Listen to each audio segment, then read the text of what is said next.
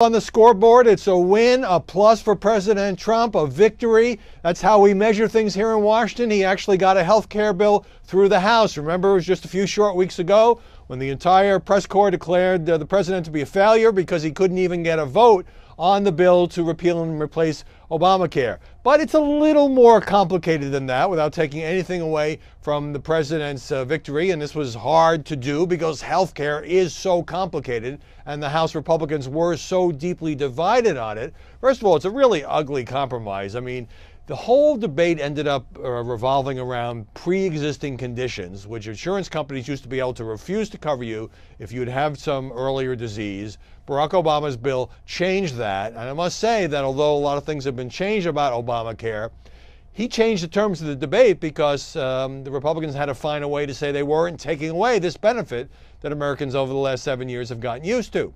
So the House conservatives, the Freedom Caucus, didn't want to go that far in the direction, but then once you gave states the ability, I know this gets really eye-glazing, once you allowed states to opt out of this pre-existing requirement and some other requirements as well, you lost some relatively moderate votes in the House chamber who people didn't want to face their constituents if the real world result was going to be that some people would be kicked off the rolls or their premiums would go up so high that in effect they would be priced out of the market.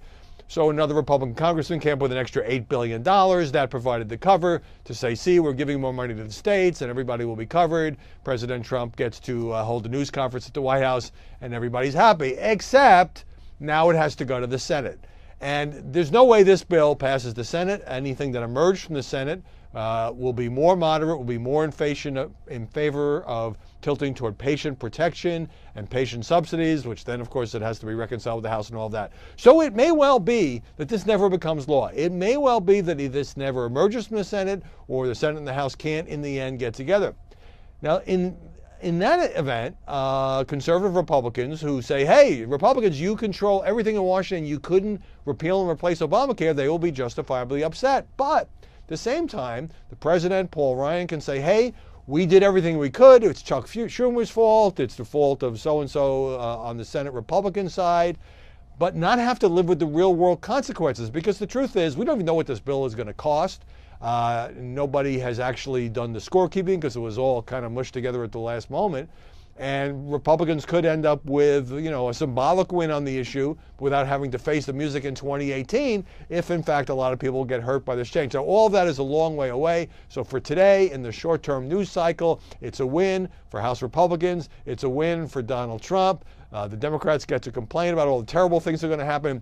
But that is the mirror image of what happened in 2009 and 2010 when it was the Democrats who pushed through a bill pretty much on a party line vote, just as the Republicans did yesterday, and had the other side complaining about how unfair that